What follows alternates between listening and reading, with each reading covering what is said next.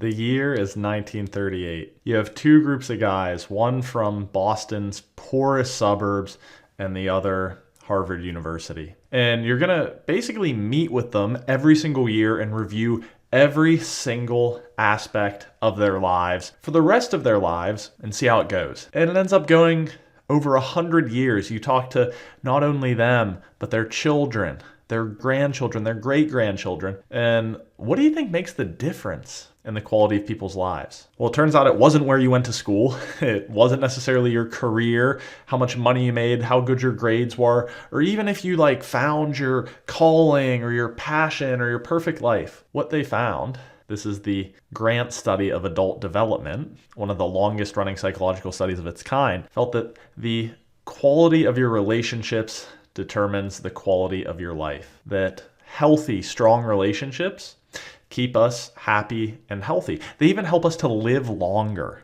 So in this video, we're going to talk about relationships as the key to happiness. So we'll explore a little bit of the science and the various types of relationships we have, and then give you a couple ideas for how to get more out of your relationships. So I start with this because people often ask me, if you follow along with my other videos and who I am, it's like I write books, I speak, I teach, I have 2 training companies on happiness. And so people always ask what's the secret to happiness? What's the one thing or something? And I wish it were that simple. There's not one thing, but I will say that in terms of the things to prioritize, investing in your relationships is probably number 1.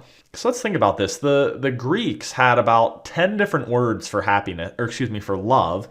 And in our culture, we maybe do a bad job of this because it's I love people, but I love chicken wings. I love working out. I love my partner. I love my family. I love life, right? We love all these things, but love kind of means different things. So I'd break it down into 3 primary domains or types of relationships.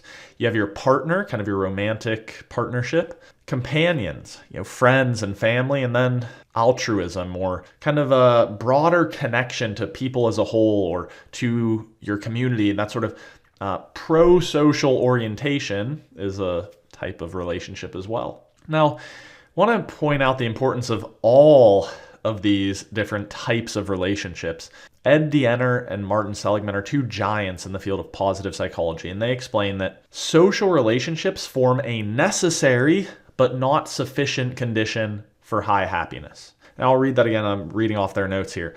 That is, they do not guarantee high happiness, but high happiness does not appear to exist without them. In other words, if you get the relationship piece right, it doesn't 100% guarantee you're going to be the happiest person ever. But if you want to be a pretty happy person, strong relationships are a requirement. So let's start with the partnership, the romantic piece. Well, there is research that suggests marriage is correlated positively with happiness. So I'm not telling you need to get a traditional religious marriage, right? Like certain beliefs, values, right? That's up to you. But we do know that a stable, long-term companion is supportive of happiness. So something to think about as you approach this domain. Arthur Brooks is a social scientist who has really interesting work, and he has a course on the science of love. And one of the things he talks about is compatibility versus complementarity. We tend to focus on compatibility. We want people who's like us and we have a lot in common, and we think that's like the source of attraction and soulmate type thing.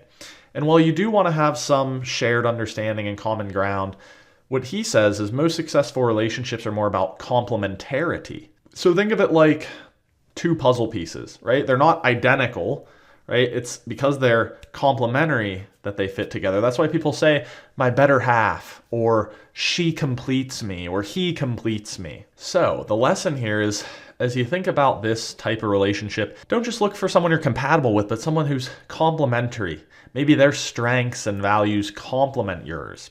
And one last principle here that applies to all the relationships, but especially the partnership one. Social psychologists have actually identified what they call the 4 horsemen of the apocalypse. That if you have criticism, contempt, defensiveness, and stonewalling, your relationship's almost sure to fail. So if you want to have a better partnership, think about applying the inverse of those. The inverse of criticism would be support and affirmation. So you're encouraging this other person. The inverse of contempt would be compassion. You want them to succeed. The inverse of defensiveness would be openness. And the inverse of stonewalling, which is when you kind of shut down emotionally, would be vulnerability. Next, let's talk about companionship, friends, family. So again, Robert Waldinger talks about this, that Grant study I said at the beginning. Friendship, companionship, really important for happiness. There are two psychologists called the Aarons who've studied this, and they actually developed a set of questions that help people become close friends and companions. And the main psychological principle at work there is something called progressive mutual disclosure. Progressive mutual disclosure. This means it's escalating or deepening. It's mutual, you're both doing it, and you're disclosing. So you're sort of open up and sharing and getting to know this person. And as you do that, it builds intimacy. And that's where true connection comes from. So you can use this knowledge to your advantage. Think about, be willing to open up, be willing to be curious and go a little bit deeper with people. And as you intentionally invest in nurturing a relationship that way, through this progressive mutual disclosure of opening up, sharing a little bit, then they open up and share, and it gets deeper and deeper and deeper, that's a foundation for really strong relationships. And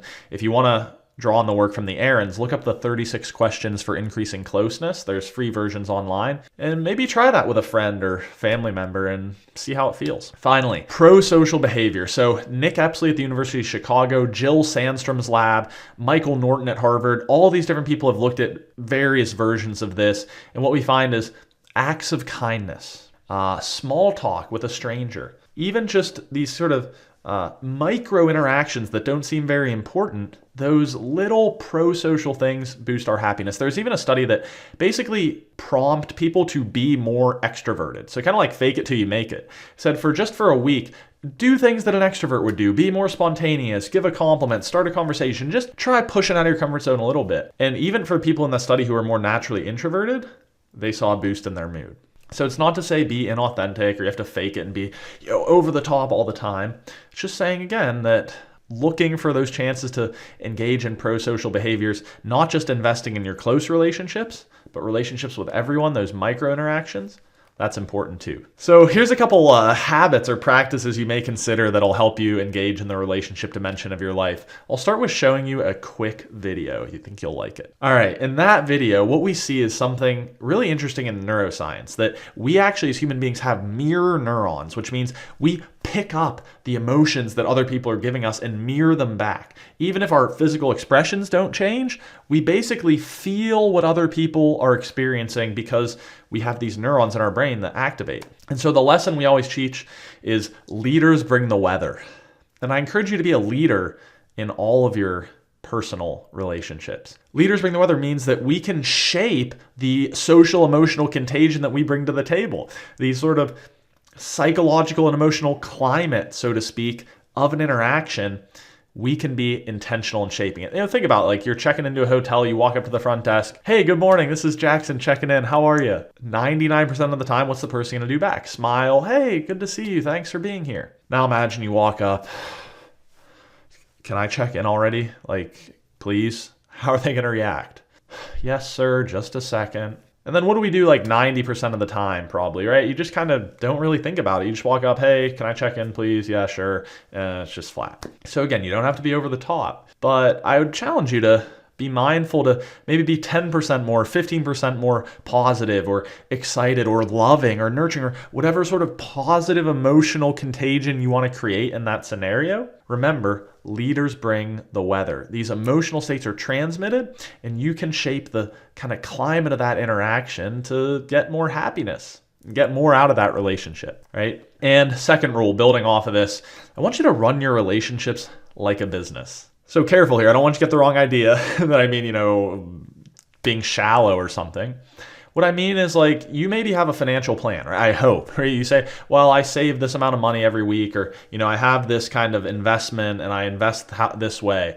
But it's like, what are you investing in your most important asset, your relationships? You might know, I work out twice a week and I took 8,000 steps yesterday. But what about relationships? Well, I guess I do okay, right? No, I'm encouraging you to have systems, routine, accountability so that you invest in this asset. So here are a few examples and ideas. I have these little KIT reminders, I call them. KIT, keep in touch reminders that I just put them in my calendar for a bunch of old friends. Because I heard once that one old friend is worth two new ones. So I'll just be going through my week and see, get in touch with Lewis, get in touch with Mateo, give Horse a call. I have one of my best buddies named Horse. That's a long story. But you see those reminders are in there. And same thing for birthdays or important milestones. I'm the type of guy that'll just call you after a year and be like, yeah, I haven't even talked in a year, but happy birthday. What's going on? So again, you don't have to be that far out there, but keep in touch, keep building those relationships, especially with old friends, because it's so easy to fall out of touch. Schedule date nights for your spouse, your partner, your family, your boyfriend, your girlfriend, even just, like I said, your friends. Hey, once a month we play golf, or every couple weeks I get on a Zoom with my best friend who lives across the country.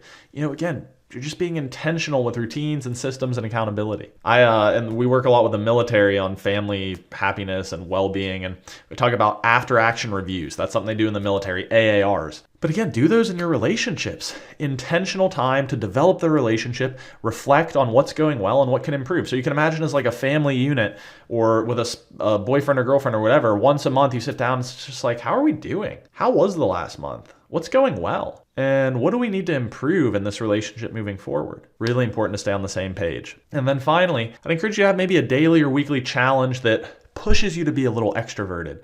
Maybe it is having small talk with a stranger, giving someone a compliment, giving someone a little gift or a random act of kindness.